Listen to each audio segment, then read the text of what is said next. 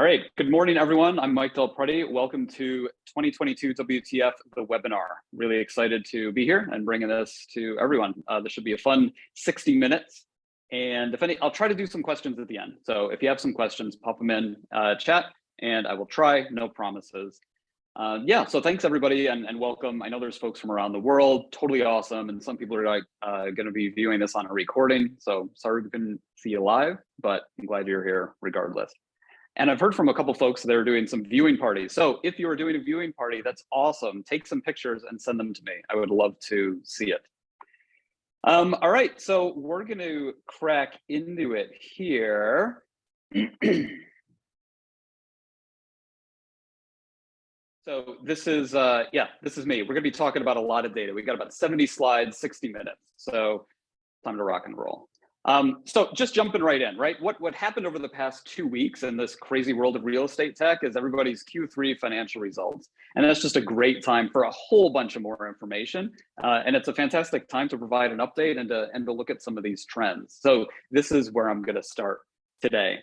And the way I think about this is these are, what I like to put together are trends and insights. And these are the ingredients, right? These are the things that go into making these trends. So some of the things that have been on my mind and I'm going to touch upon today are Opendoor's results, right? That was pretty big. Just brokerage in general. I always like to look at the big publicly listed brokerages and see how the revenue and transactions are going, right? That sends us some really important signals on the market. We got to look at Compass. I've been chatting about their cash burn for a little while now, so want to check in on that. And then also look at, are they able to retain agents? Want to look at Zillow Flex and Premier Agent growth, and then want to dive into mortgage attach a little bit. Mortgage attach, the gift that keeps on giving. So jumping in Opendoor, right? If you've followed my work on my mailing list or on LinkedIn, you'll have seen this chart, right? So Opendoor's Q3 results, massive net loss of nearly $1 billion. That's this headline number, and over half of that consisted of inventory write-downs.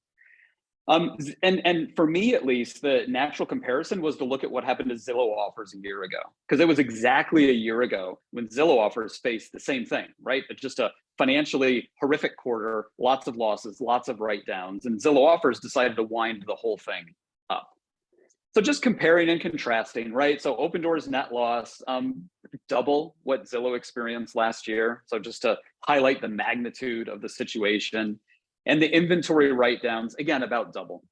And to be fair, Opendoor has about double the inventory that Zillow Offers did last year. So this all makes sense, right? This is a matter of scale and magnitude. So to correct for that, what I like to do is look at it on a per home basis. So if we look at the net loss divided by the number of houses that each company sold in that quarter, and the net loss excludes the inventory write-down. So just kind of that net loss, we see, really similar. Right, real similar here, and Opendoor just a tad higher. You could totally say that is the case of rising home price appreciation, right? But then the write down per home, same thing, right? Just a little over 30K per house in inventory at the end of the year. So if we're thinking about magnitude of pricing errors or algorithms or anything like that, in terms of pricing challenges, that's where it comes, and it's about the same, right? Neither company is way above or way below each other, kind of what you would expect. For Opendoor, this is all from this buy to sale premium, right? No matter how you say it or phrase it, if you look at the price that Opendoor bought a home for and the price they sold it for, right? So that excludes the service fee, and to be fair, it excludes all the costs. It's just the price they bought it for, the price they sold it for. If you look at that average buy to sale premium, it's down, it's negative. It is well below 0%. That's the problem, right? You don't need to overcomplicate this. For years, it's been above, and it's been a low margin business, and there's been some challenges around, how do we get to profitability there? But what happened is this giant downward slope. That's a problem, all right? And that is kind of this root cause of the financial results. And if we compare that to Zillow in 2021, we get this, so this is, I'm plotting out that average buy to sale premium over time, over months. And you just you see basically the same general trend, the same general curve. Like things are going along well for a while, buy to sale premium 3, 6, 9%, but then things start crashing. And whereas Zillow dipped down to about, just shy of -3%, Opendoor went past that. So that buy to sale premium on average was worse in terms of what Opendoor experienced compared to Zillow last year. Now, this is where things get a little insane. So look at this. You can look at this graph. This is a chart from Opendoor. So thank you guys for sharing this with me. But this shows rolling home price appreciation. All right. So this is not showing home price appreciation. It's not showing a rise and a decline in home prices over time. It's showing the change in that. So anything above this 0 line means that home prices are appreciating, and anything below it means home prices are depreciating. That's less important than the velocity, right? So if you look at this, I tried to highlight it, right? 2021, this is going over that rough graph. In 2022, that shows the radical change in home price appreciation. And again, in the case of Zillow, it never dipped below 0, right? Home prices were never depreciating, but the acceleration of that growth changed so much, right? It's like being in a car and somebody hitting the brakes. You still have forward velocity, forward momentum, but you get kind of rocked forward because you're just hitting the brakes. And then in 2022, what happened is somebody hit the brakes a lot harder, and it actually went negative. So it's not, iBuyers can function, like the data suggests that iBuyers can function in an environment of rising home price appreciation and declining home price appreciation. Like I truly believe that. But where iBuyers are facing challenges is radical changes in velocity of home price appreciation. So that's kind of what this is. That's what this is showing. And so for Opendoor, we look at what's going on right here in Q3. It's not crazy radical, right? It's negative, which is a challenge, but it's not changing a lot. So that's a positive signal, right? That is a positive signal because Opendoor weathered this in 2021. But here we have this positive signal, like, okay, things are kind of calming down a bit. There's not a lot of crazy changes occurring. So that again, that is what is tied to the financial results that we're seeing here, this velocity. And then, I promised we throw OfferPad into the mix. I think that's interesting as well. So again, it's all a matter of scale, but OfferPad also posted some pretty significant net losses and a lot of inventory write-downs in the millions. I mean, much less than Zillow and Opendoor. And then if we look at it on a per home basis to kind of correct for scale, we see this. So less of a net loss per home, maybe about half of what Opendoor experienced. And the write-down per home significantly less than both Zillow and Opendoor.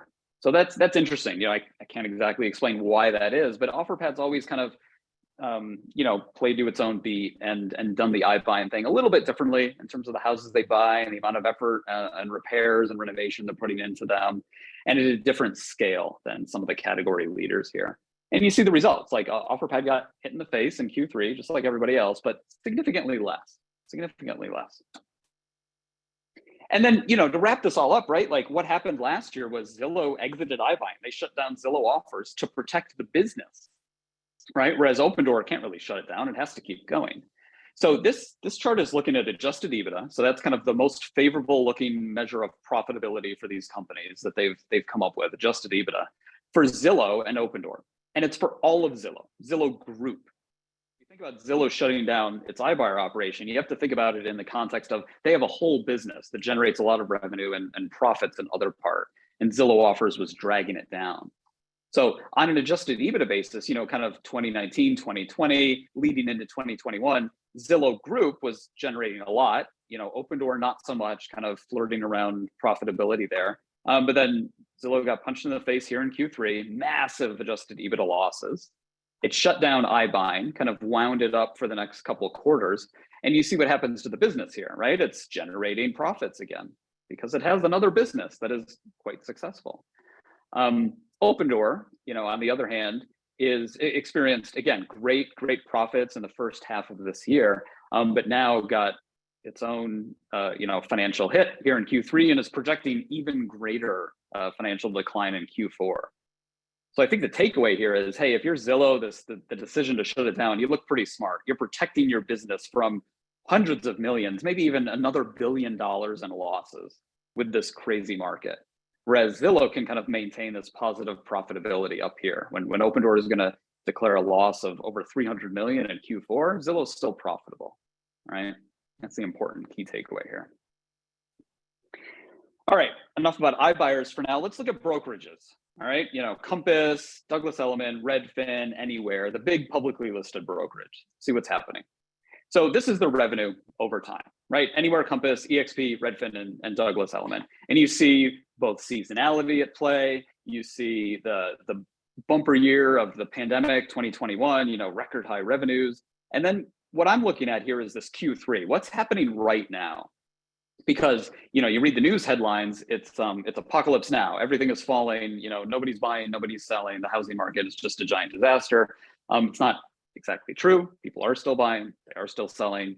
Brokerages are still generating billions of dollars in revenue. But what does the decline look like? And you can see kind of a pretty steep decline here into Q3. So let's get a little bit more granular, right? That's one way to look at it. Another way is to look quarter over quarter. So from Q2 to Q3, what does that decline look like? Here's what it looks like as a percentage basis. So all brokers experienced a decline, which makes sense from a seasonality point of view. All right, so this is not necessarily a giant warning sign that the housing market is crashing. Not at all. This is to be expected. But the differences are where things get interesting.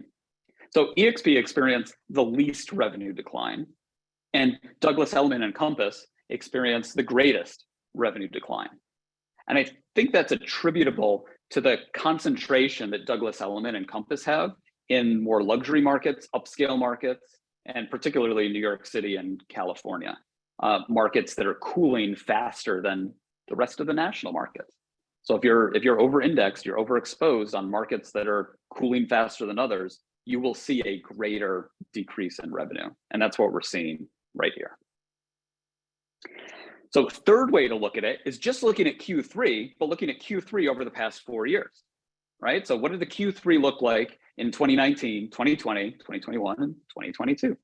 And you can see kind of compared to last year, Anywhere went down, Compass revenue went down. EXP though actually went up. And that's a notable observation, right? I mean, 2021 was a crazy outlier, right? As I've talked about. And 2022 is a challenging environment. So looking at Q3 this year compared to last year, EXP actually grew its revenue, which I think is like a really interesting highlight, a noteworthy achievement here, right? And that's on the back of EXP's just general crazy growth. Their agent count, the number of transactions, and their market share is just going up and up and up and up. And you see the results of that here. That is pretty, pretty interesting, pretty compelling, right? Especially when everyone else is seeing year-over-year revenue decline. But the other notable thing here, if you want to look at kind of the revenues in 2022 compared to 2019, they're all up, even at Anywhere, right? Pre-pandemic revenues up, across the board. So that's a couple different ways to look at that, and I've highlighted the EXP bit right there. All right, so on the topic of brokerages, let's dive into Compass and see what the latest results show us. So cash burn, I always look at this, and I've been talking about Compass's cash burn for a while now, and it's interesting seeing their news releases and press releases that cash component is becoming higher and higher of importance and is higher up the page, right? In terms of the highlights and the bullets, it is now in the top 3. So it's something that people care about and are looking at. So Compass burned about 70 million in cash in Q3. And of that, there was 29 million was a one-time restructuring cost, and 11 million was a one-time litigation expense. So on the one hand, there's some one-off costs there that are pretty significant. So that's inflating the number.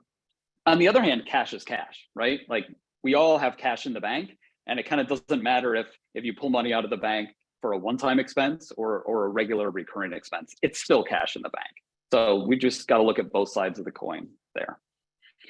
And this is where we are, right? This is the cash balance over time. I've shown this chart a number of times.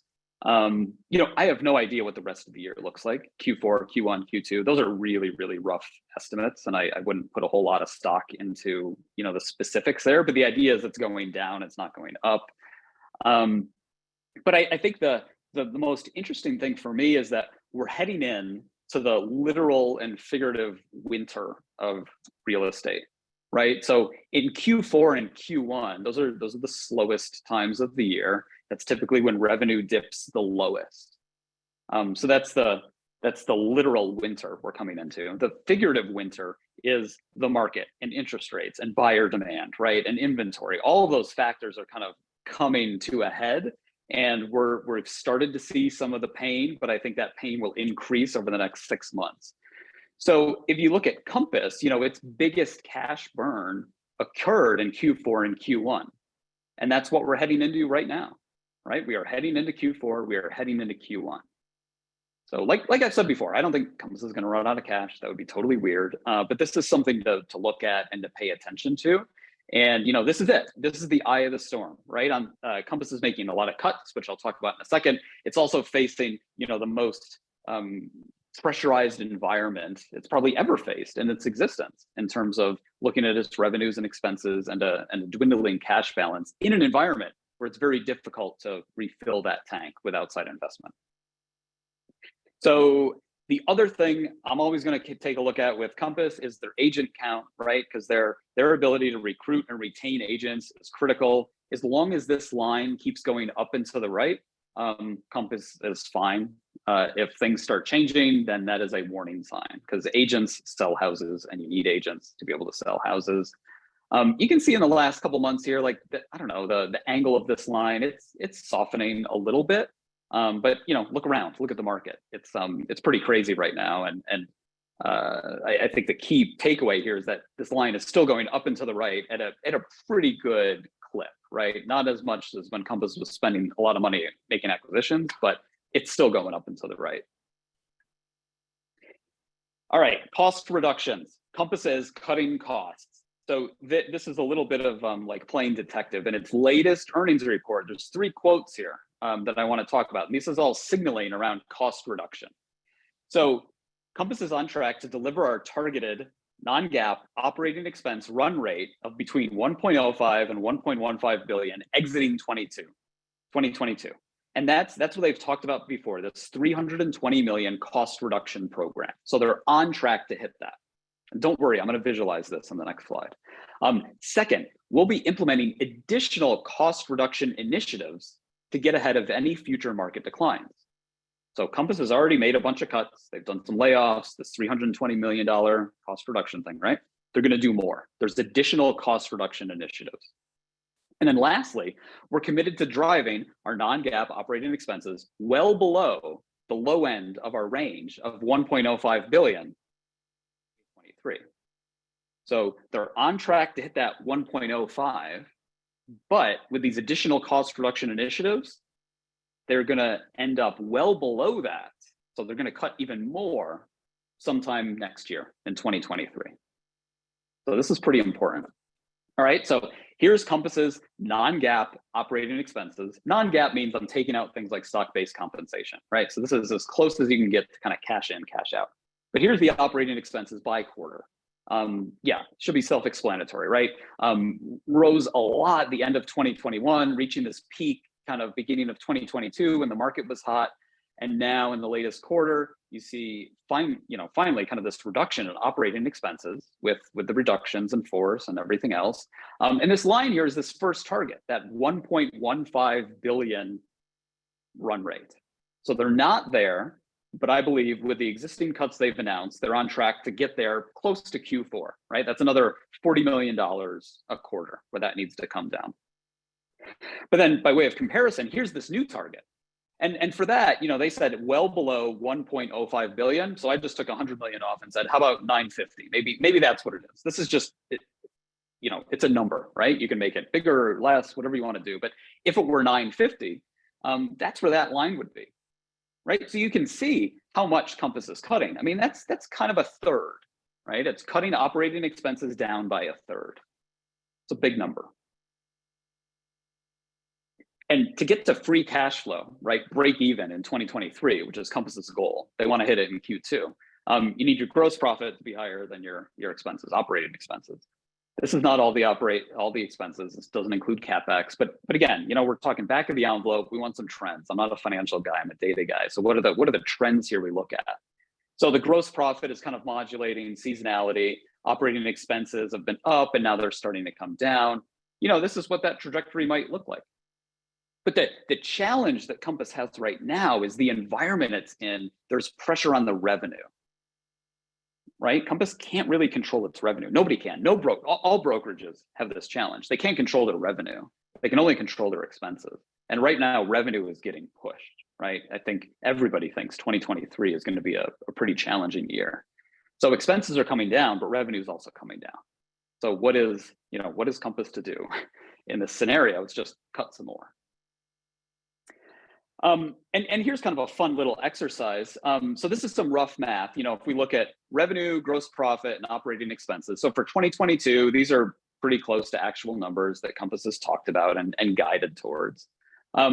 If we take what they say is true, which is they want to get to break even in 2023, free cash flow, then gross profit and operating expenses need to be the same. All right. So, the bottom end of its original guidance was 1.05 billion for OpEx. You assume the same in gross profit, you assume the same kind of ratio to revenue. That would be a projection of revenue kind of 5.85 billion for next year, which is down 5% from this year.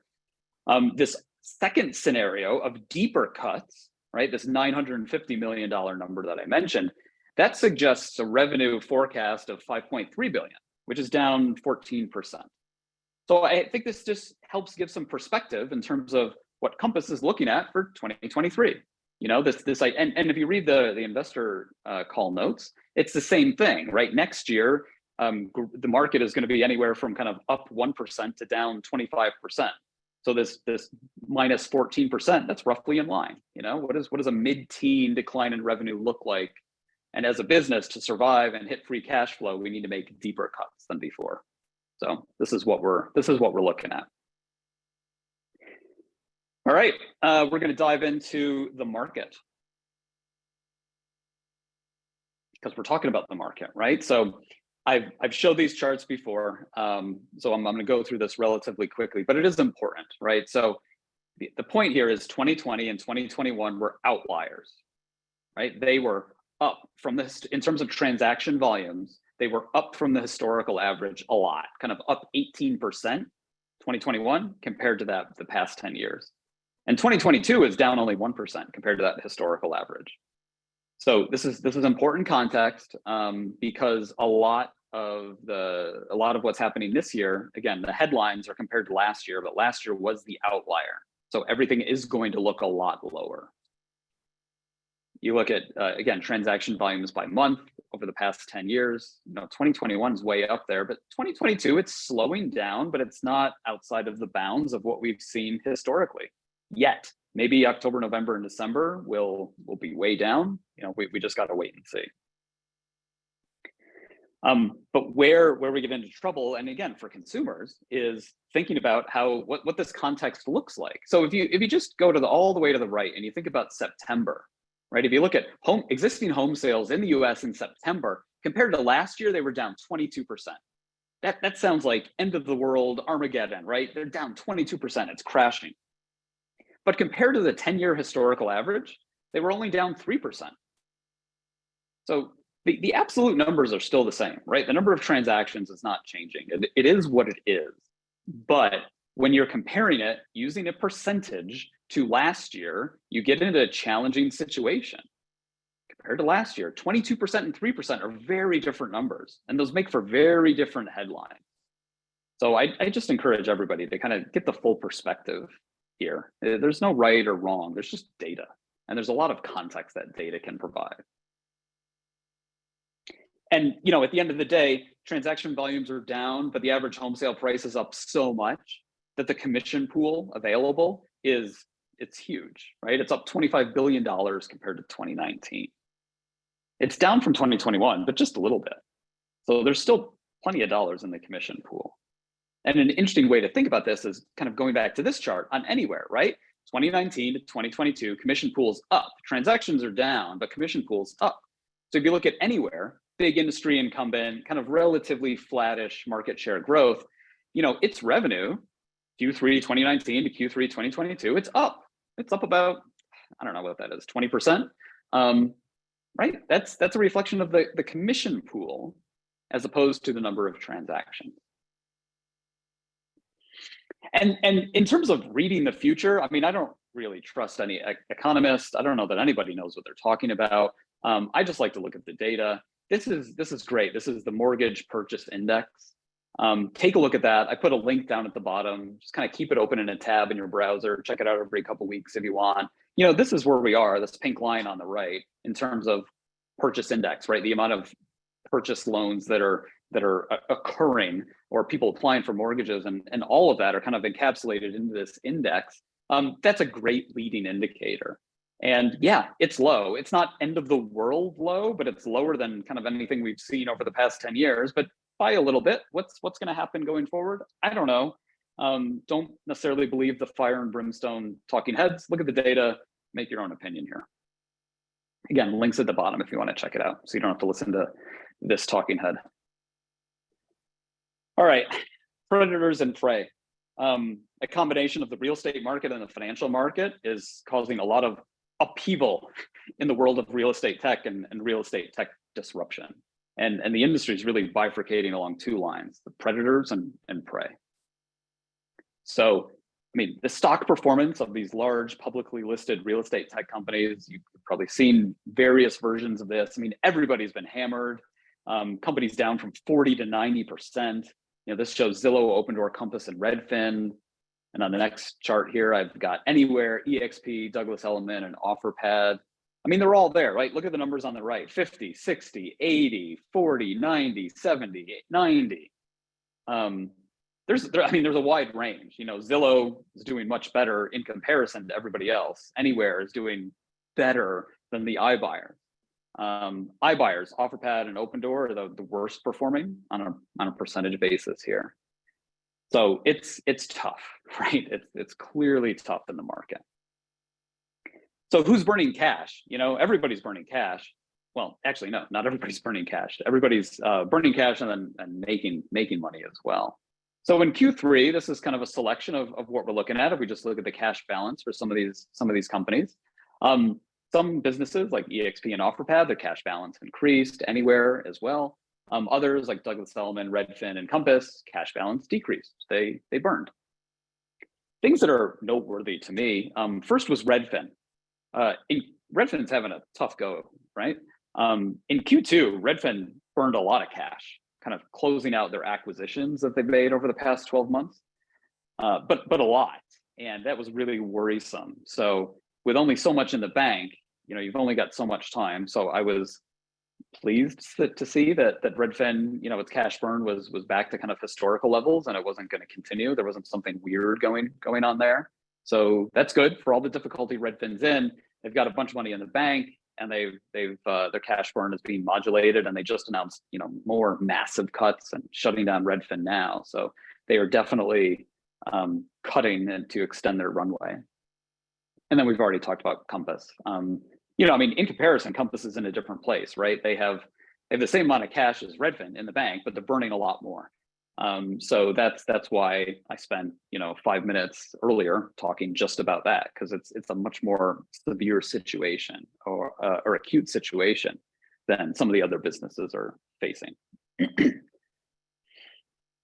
I didn't update this for Q3, but if you think about predators and prey, predators are those big companies that have strong balance sheets that are able to take this environment and treat it as an opportunity. An opportunity to go out, make investments, make acquisitions. And there's only a few of them, right? CoStar, Opendoor, Zillow, First American, Rocket Mortgage. These are well-capitalized businesses on strong balance sheets that can go out and potentially make some acquisitions.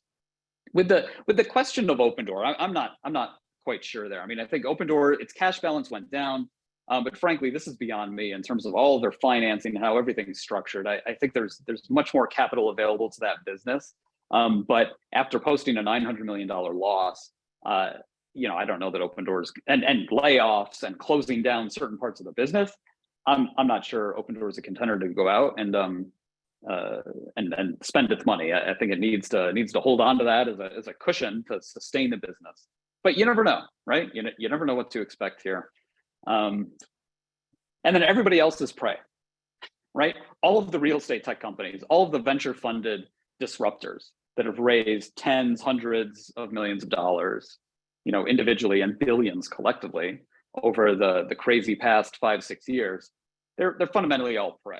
And there's an equation there, right? It's when did they last raise? It's all about money. When did they last raise? How much do they have in the bank? What are they burning? And that equals the runway. We've got 3 months, we've got 6 months, 12, 18. I think most businesses need 18 months of runway, just as table stakes to kind of get through this crazy market. and we're already seeing some changes. Just over the past couple of days, Ribbon and Fly Homes, 2 power buyers, they've announced cuts. Fly Homes was another reduction in force. Ribbon was kind of pausing all of its services. And you can read the news articles to kind of get the understanding of why. But these are big moves, and we're going to continue to see more of that. We're just starting here, I think. So key takeaways, key points out of the predators and prey. To quote myself when I wrote about this, in today's market, it's a company's cash flow that determines if it's in control of its own destiny. If a company needs to raise cash, they are running out of money and they need to raise cash, they're going to do so on someone else's terms. That's really tough. But other companies, if they have a strong cash flow, they can do whatever they want. Zillow generating revenue, Rocket generating revenue, they can go out and they're in control of their own destiny. Second, I believe we're just getting started. We're going to feel the pain over winter, over the next 6 months. So the news articles and the announcements we've seen about layoffs and cuts and pivots, I suspect the velocity and the severity of that news will just continue to increase over the next 6 months. The group of predators is a small exclusive group. There's not dozens of businesses out there with billions of dollars of dry powder ready to go in and make acquisitions. The amount of predators is a really small exclusive group. There's not a lot of companies with the wherewithal, the motivation, and the cash and the balance sheet to be able to go out and do this. But there are a bunch of PE firms, so they're sitting on cash. I think we could reasonably expect them to come in and possibly make some investments here over time. We'll have to see. But the challenge is nobody wants to acquire a money-losing business, especially one with debt. It's pretty standard. If you're losing $5 million a month, $10 million a month, that's a tough pill to swallow right now. Like who among you would want to acquire a business right now that's losing money and may or may not have a bunch of debt on its books too? That's kind of not what people are looking for at the moment. So that is a challenge for these companies. All right, I want to dive into some of the strategic trends across the business and the industry. So from the beginning, 2 things I didn't talk about that I'll touch on now: Zillow Flex and its Premier Agent program and what that's looking like, and then mortgage attach. So Zillow's Premier Agent revenue, so the combination of both of these bars over time is kind of what you'd expect, right? Reaching highs in 2021 and now coming down with a cooling market. There's less people looking to buy. There's probably the same amount of people on Zillow, but there's less people clicking buttons, being approved, and going to tour homes. So there's less leads generated. Less leads, less revenue. So that's going down. But the real story here is Flex versus Zillow's traditional Premier Agent program. So Flex, in pink, is becoming a larger percentage of Zillow's total lead gen Premier Agent revenue over time. Right? That's a really important point to make here. Flex is becoming more and more important for Zillow over time. They've talked about it. They've talked about going exclusively Flex in a couple markets. They're rolling new things out. Flex is the future of Zillow. It's a huge pillar of its growth and continued growth, and we see that reflected in the numbers. As a percentage of revenue, it just continues to increase, even as revenue declines. So shifting over to mortgage, Zillow's entire mortgage business, which includes Zillow Home Loans, its acquisition of Mortgage Lenders of America, and then this mortgage marketplace where it's selling leads to other mortgage providers. Overall revenue, well, you're looking at it on a quarterly basis, kind of trucking along, saw, crazy growth during pandemic years, and now we're getting back to normal levels. What I want to do is I want to compare this to Redfin. So that's kind of the theme here, right? Zillow and Redfin, similar companies. They both have, big technology businesses. They have popular portals, lots of consumers. Redfin has its own brokerage. Zillow doesn't have a brokerage, but kind of with Flex, right? They have teams that are very closely affiliated with the business. Both businesses have had different approaches when it comes to mortgage. So it's really interesting to kind of look at the results and see how that's playing out. So that's Zillow's revenue. But Zillow's mortgage business is just losing money, right? I mean, it is, setting fire to cash at a consistently increasing basis over time here. It's lost over $100 million in the first 9 months of 2022 already. And yes, this is not a great time to be in the mortgage business. Lots of companies are losing money. But Zillow even lost money in 2021. It barely made money in 2020. It lost money in 2019. There's a track record here. Redfin, they acquired a very traditional mortgage broker, Bay Equity, and the number of originations skyrocketed, right? I'm going to acquire an existing business that has 8 mortgage loan officers and has relationships with agents and clients and a book of business. You acquire that and suddenly your revenue goes up and your number of originations goes up. And over time, we look at Redfin's mortgage segment. Revenue skyrocketed in the 9 months of 2022, but it's also losing money, right? It's losing millions of dollars. But comparing the two, in 2022, 9 months, both Zillow and Redfin, their mortgage business generated each about $100 million. Zillow has lost over $100 million. Redfin has lost, a fraction of that. I'm not sure what that number is, 10, 15, something like that. That's a big difference. So we kind of pause on that and expand it out, pull it apart. This is what we see. So just for Q3, you look at the revenue. Redfin generated more revenue than Zillow, but Zillow incurred exponentially higher costs. Like its tech expense, magnitudes higher than Redfin. Its marketing expense, magnitudes higher than Redfin. And G&A, general and administrative kind of overhead, several times larger than Redfin, resulting in this crazy difference in the net loss. So if you pull up to 40,000 feet and you just look at both of these businesses, there's very different stories here in terms of traction and financial implications. So this is an area to keep looking at, right? Everybody's been talking about mortgage attached for years. How are you going to make money? I'm going to sell people mortgages.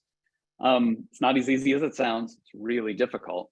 And here's a case study. Look at it, 2 very different philosophies of how to do that with 2 very different results.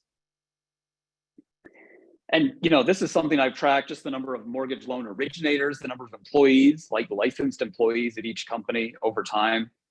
This is just looking at the disruptors. I mean, this is a crazy chart, and it is going to continue to be a crazy chart. There are some very dramatic increases and declines over time. Really kind of effectively going to zero as it shuts down.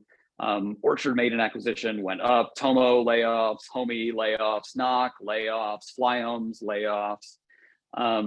We'll get to Opendoor in a second, but man, if you think about just the number of licensed NLOs as a leading indicator of business health and volume and transactions, it's kind of going all over the place.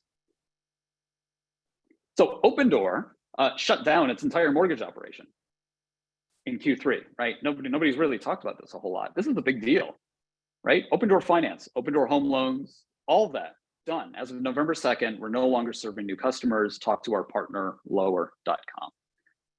It's I don't know what else to say other than that's a really big deal. For years, Opendoor has been talking about its path to profitability and mortgage being an important part of that. In its IPO documents, it's talking about launching adjacent services. Home loans was an important component of that, with a very high target contribution margin per home. Opendoor made acquisitions in this sense over the past 12 months, Red Door. So this was a big area of investment. And again, going back to IPO documents, so it's been a while, but still go back to it, right? This was the path to profitability. This is our contribution margin right now, and we're going to optimize some costs, but really we're going to almost well, increased by 50% our revenue per home, our contribution margin per home from additional services. And, you know, title and escrow is a little bit of that, but a big part, a big chunk was mortgage. And now that's gone. So I think it's worth kind of taking a moment to pause and reflect on that. If we take a step back from the immediate crisis of the moment, which is more about survival, and we go back to long-term thinking, the iBuyers still have yet to demonstrate a credible path to profitability. It's just, you know, it hasn't been there yet. That path has been talked about as including adjacent services and getting to a certain scale, right? And other cost optimization. But we have yet to see that. So I think we can look at the short-term crisis and what's going on right now, but if we take a 5-year view, well, what does that look like? How does iBuying become profitable? And depending on what your answer is there, if we look at the results here, like Opendoor shutting down its mortgage operation is a significant move, significant cost savings. To be fair, it wasn't lighting the world on fire, right? It was challenging. Mortgage is tough, but without it, you know, there's one less iron in the fire.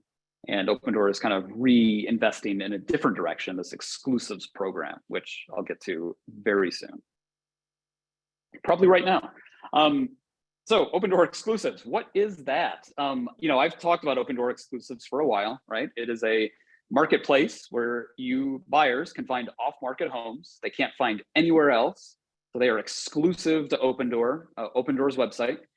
Opendoor can do this. They do it for a period of 2 weeks. They can do it because they are, this is not through their brokerage. They are the owner of the homes. So this Opendoor is kind of like the largest for sale by owner operation in the country. They own the homes. They can advertise them however they want. So they're not getting around any sort of MLS rules. It just doesn't apply in this case. And the number of listings, they're in 3 markets in Texas. The number of listings, you know, with data from Datadoor, kind of, you know, showed this big increase up through July and then a big decrease after that. I'm not sure where we're at in October, but it's still, I think, still relatively low. And that just might be a reflection of where the market's at, a number of listings. I don't think this is a number that goes to 0. In fact, it probably will continue to rise. So this is a significant program for the business. That's on the buy side. What's new is the sell side. So if you want to sell your home, you can do so in Opendoor exclusives, right? So Opendoor will give you request an offer on your home. They'll give you some sort of preliminary estimate or preliminary cash offer. And then they'll list it on their exclusives platform for 2 weeks and try to sell it, right? Try to sell it to any buyers that they get. So you might see something like this, like, hey, Mike, your cash offer is $645, but we've got, you know, the Smiths in Dallas who are interested in your home, and they'll offer you $653. You know, and that's actually not selling to Opendoor, that's selling to another family. So that's interesting. This is a big shift in the model. You can see kind of their comparison chart, right? So this is how the company is pitching the advantages of selling this way. So no days on the MLS. That's an advantage being pitched. You get a guaranteed cash offer from Opendoor. You may not with the typical process. There's no upfront commitment, cancel anytime. Again, that's a value being promoted to consumers. Single weekend showing. So remember, the advantage to selling to Opendoor in the past was no showings, but now there are showings, but it's just a weekend. So it's a tight period of time compared to the traditional process where you might be open to showings whenever. And then lastly, and I think most important here, is that the buyer pays their own agent. Again, that's a big deal. Like mortgage, Opendoor shutting its mortgage operation, this is another big deal. What Opendoor is requiring is if you're listing in the exclusive network, buyers have to pay their own agent. So there's no buyer agent commission. That just does not exist. So if you're a seller, that's great because you shave a couple % off the cost of selling your home, and Opendoor passes that benefit on to those sellers. But if you're a buyer, you have to pay for your own agent. That's a significant cost. So pros and cons here, right? And I love this chart, and I just want to throw this up because this is funny. I mean, with comparison charts, you know, it always sounds great for the company providing the comparison chart. My favorite meme is this, you know, the frog watch. Tell time, affordable frog. So the charts always sound good when it's the company putting that together. And I think we've probably all seen a pitch deck from a company with a similar chart. But what I want to zero in on is, I think the questions for me are around the aptitude and the applicability for sellers. And to be clear, I don't know how this is going to pan out. There's one way to know, which is what Opendoor is doing, like get in the market and try it. But for forever, Opendoor's value prop to sellers was about speed, certainty, and simplicity. That was the proposition of iBuying: speed, certainty, and simplicity. This new method that I've outlined that Opendoor is going to market with, I don't think you can argue against it. There's less speed, right? You have a 2-week period versus getting an offer, I don't know, within 48 hours. There's less speed. There's less certainty, because it's not about I'm selling to this person or not. You actually, maybe I'll sell to Opendoor, maybe I'll sell to one of these other sellers. Are there going to be other sellers? I don't know, or other buyers? I don't know. And then simplicity. I mean, I believe it's less simple. It's still simple, and it's simpler than the traditional status quo typical process, for sure. But is it more or less simple than the iBuyer proposition? I think it's less simple. It's a little bit more complex, right? After this webinar, go try to explain this to somebody and see how long it takes. Might take us a couple of sentences. It might take a paragraph. Opendoor is very easy to explain to somebody right now. Sell your home with a click of a button. But try to explain this to somebody, and you might experience some of the challenges that may be there. So the seller proposition that Opendoor has is they will sell your home for a fee, 5%. They're rebating 2% of it back right now. Opendoor will go out and find interested buyers who are interested in making an offer on your home. And in many cases, Opendoor will provide a cash offer. I say some of the time because Opendoor does not buy every home that they make an offer on, right?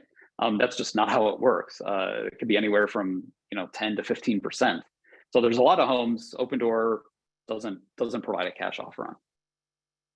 So if I look at the seller proposition, I was driving around the other day and I saw Mark Spain billboard, guaranteed cash offer on your home. This sounds like an agent, right? They will sell your home for a fee, 5%. Maybe they'll rebate it back, maybe not. They'll find interested buyers, and some of the time they'll provide a cash offer. It sounds a lot like a real estate agent. We've got Mark Spain billboards, guaranteed cash offer on your home. It's the exact same thing. And Mark's not the only one. Doing a quick Google search, like you find this all over the place. Guaranteed offer on your home. These people may all be powered by Opendoor for all I know. I don't know, right? I know in at least some instances they're not. They're doing it on their own. But that value prop is really similar, right? The value prop of selling the fee, finding buyers, and doing this. Here's the challenge.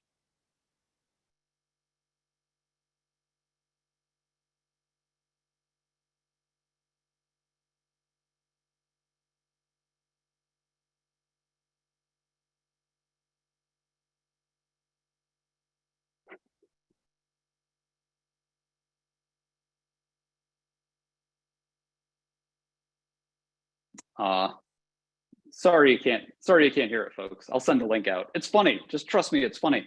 But the idea behind that was an advertisement out of Australia. There's this question around selling a property off market exclusively, and the guy says why would you want to advertise? And I think that's a challenge in this, right? The Opendoor model is not Opendoor exclusives. You're not advertising a property to all the potential buyers. It's not going on the MLS. It's a smaller bit. I don't know how that's going to pan out. There's a question around what this means for the Zillow partnership. If Opendoor is buying less homes and the offers it's making are less competitive than before, how does Zillow feel about that? Zillow's kind of signed up to having a big blue button on all of its listings to say get an instant offer. What happens when you click that and Opendoor is buying less of those homes, or the offers it's making are less competitive? That's a challenge, right? That will be a challenge.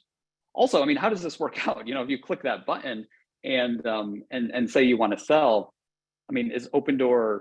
Certainly they can't pitch this exclusive thing. You start on Zillow, you click a button, and then your home appears on Opendoor exclusives, and it's not on Zillow. That just doesn't make sense. So that's not going to be the case. Something else will have to happen there. But I think Opendoor's latest move does raise some questions around what the future of that partnership actually looks like and how closely these companies are working together on this new model, like the Opendoor MLS. So key points out of Opendoor exclusives. This is a big move to reduce its risk with an asset-light program, right? I think it may be difficult to explain to consumers. My challenge to you is try explaining it to somebody and see how it goes. But ultimately, it just comes down to buyer and seller demand. You know, what I'm trying to do is highlight the potential challenges of this business. Like, what do we need to believe for this to succeed? And I think it's that seller proposition that is questionable. And that's what I'm going to be looking at. I don't know if I'm right or wrong. It doesn't really matter. It's kind of what consumers expect. If this resonates with consumers and Opendoor does a bang up job of delivering a simple, fast, convenient, high value service, then that's fantastic. You know, that will apply, that will benefit consumers. But it's far too early to know for sure. There's some clear question marks around this that need to be demonstrated with time and kind of runs on the board. So we just have to wait and see. All right, so bringing this all in for a landing, talking about some of the implications. You know, I talked about implications for agents, brokers, and consumers. I think there's a couple key points I want to touch on here. So what are the implications of all of this for agents? First off, there will be less transactions. 2022, like there's starting to become fewer transactions, but 2023, I mean, there will be. It's a simple matter of supply and demand. So what does an agent need to do? Lead gen becomes exponentially more important, right? You got to get business, whether that's lead gen from buying leads from Zillow or Realtor.com or Homes or Redfin, whatever, wherever you get your leads. But it's also just a lot of hard work, you know? With less transactions, there's less seats at the table. And when the music stops, there's only so many places to sit. And it's typically the folks that have really great lead sources into lead gen, and also just people that are going to work really, really hard. Second is there will be less VC funded competition. If you were, remember that screen of the prey, right? If you're an agent and if you felt you were competing against those companies, you know, Fly Homes, Ribbon, Orchard, Homelight, Knock, whatever. If they felt like competition to you, there's going to be less of that going forward. These companies are all shifting into survival mode. They're making cuts. They're conserving their cash and extending their runway. So they will be less of a threat than before. And lastly, you know, all of these companies are coming after commissions. That agent commission pool is kind of like the one surefire biggest way to generate revenue in this space. So Zillow and Zillow Flex, right? Their revenue aspirations are tapping into that agent commission pool. They want more of it. They want to increase their exposure to those leads and pull out more money from the agent commission pool. That doesn't mean Zillow's trying to screw you over and take more money if you're an agent, but they want to work with more agents. They want to provide leads, better qualified leads to more agents. And in exchange for that, they would like a cut of your commission. That's the Flex model. It works. It's kind of a win-win-win for everybody involved, but it's all tapping into the commission pool. Other companies like Compass, you know, I've talked about this. They try to, I mean, all brokerages will do this. They're going to try to extract more money from agents, not less. You know, they need to get through this, and it might be a tech fee, a desk fee, a commission split renegotiation, a lack of incentives, whatever it is. You know, and we're already seeing that. Other brokerages have already talked about raising their fees a little bit. Well, we'll see more of that, right? So when the times get tough, there's one source of revenue. That's that commission pool. So these big companies will be tapping into that, and that can be less money on the table for agents. Implications for brokers. So less overall transactions, but the commission pool is still robust. So if we look at the brokers that I talked about today, Compass, Anywhere, EXP, right? No matter the number of transactions in the agents, all of that revenue still kind of percolates up to those businesses. So the commission pool is still there. So there's a bit of a cushion in terms of riding that revenue change over time. The challenge that a lot of brokers are facing right now is how to cut costs without hobbling the business.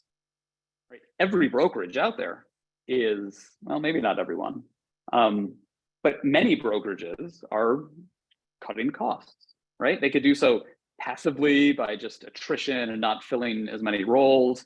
or they could do that aggressively, like Compass, cutting a third of their operating expense. So how do you cut costs without hobbling the business? How do you cut 320 million of operating expense and still carry on, right? There is an answer to that, but it's tough, it's challenging, and that is the challenge that brokers face. How do they make these cuts without impacting the core business? And the impact for brokers is agents are now more than ever watching their costs, and they're going to want to move to low cost models. They're going to want to maximize the revenue, and they're going to be looking for adjacent benefits. So if you're out there, you're recruiting agents, and you can say, yeah, we've got this great lead gen partnership, or we've got a great local book of business. Whatever it is, if I'm an agent right now, I'm going to be looking to lower my costs, generate more revenue, and I'm looking for some adjacent benefits where you can help me get leads or help my business. That's big. There's a bit of a kind of merry-go-round going on here where agents are going to be looking, and I think there'll be more volatility in that space. And then lastly, for consumers, what's the impact for consumers? Well, iBuyers and these instant guaranteed offers, like clearly those will be getting less competitive over time.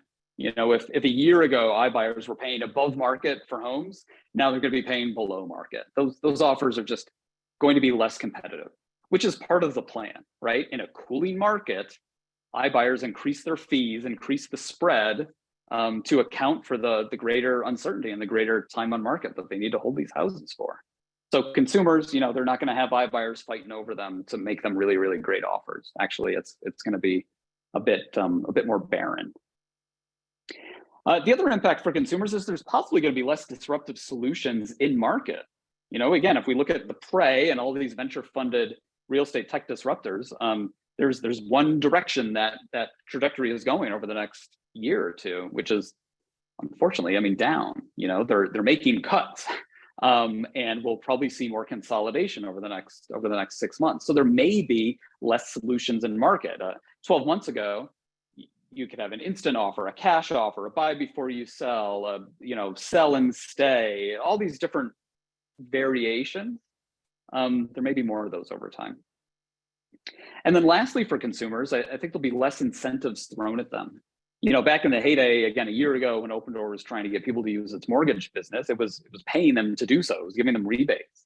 So it was part of growing market share in an environment where everybody's flush with cash. What can you do? You can spend that cash to attract consumers, and you throw it at them. So there's great deals for consumers.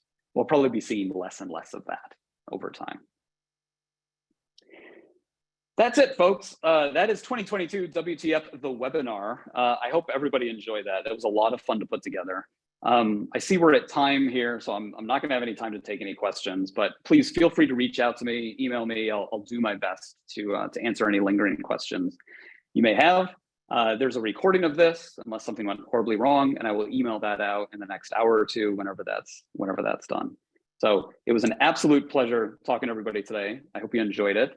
Again, if you have any feedback, please pass it on. If you did kind of a viewing party or anything like that, send it to me. Let me know. I'd love to see it. All right, so that is it today. Thanks, everyone. Have a good one.